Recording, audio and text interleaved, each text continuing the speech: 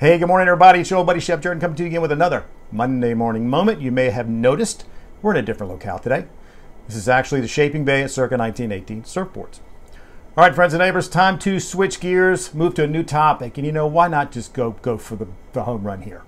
So I want to start talking about, or at least start a conversation about a question that I think everybody asks at least once in their lives, sometimes a lot.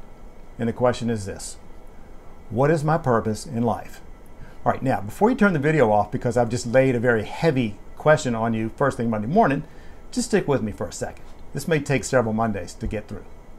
The first thing I want you to do, though, is to think back to when you were a little kid. And of course, for some of us, that's going to be a little bit more difficult to do. Do you remember back then when people would ask you, what do you want to be when you grow up? Do you remember that? You know, when we're kids, we don't know a whole lot. So, a lot of answers today would be, I want to be a superhero, or back then it was, I want to be a policeman or a fireman. You know what I'm talking about. But as you get older, the answer to that question, what do you want to be, and it gets a little more difficult, doesn't it? You know, the world starts to, show some things to you, and you understand things you didn't understand when you were a kid. Okay, that makes it difficult. What I want you to consider first is, what are your gifts? You know what I'm talking about. Those things that you're good at. Some of us are very artistic. Some can do math without a calculator. I'm not one. Some of us have a wicked fastball, and all that's great. But are you using those gifts? I want to share with you at this point one of the best nuggets from the Bible on this topic that there is. And it comes from Ephesians 2:10, where it says, God created each of us with the gifts to do the good works He has already prepared for us to do. Holy cow. Now, if you didn't hear that, rewind and read it again. God's already prepared something for you, me, and everybody else to do, and He's already given you those gifts. Okay?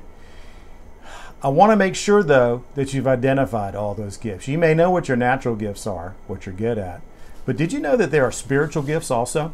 And I think that's what Ephesians is talking about.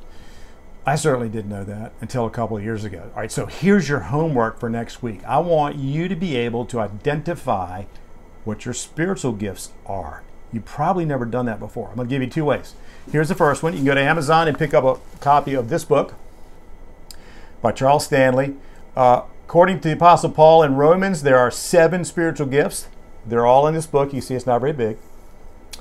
Okay, you can do that, or, and I'll put a link up, but you can do a test online. Just do it. You'll be amazed. I thought I knew what my spiritual gift was until I read this book, and I was dead wrong. Now, what's that going to do for you? Well, it's going to help you start the process where you understand what the works God has in store for you are. Okay? Do one of those two things. Either go online, I'll put the link up, or get the book. That's it for this week, ladies and gentlemen. I love this topic. It's timeless. Go with it. Till next week, have a great week, and we'll see you then.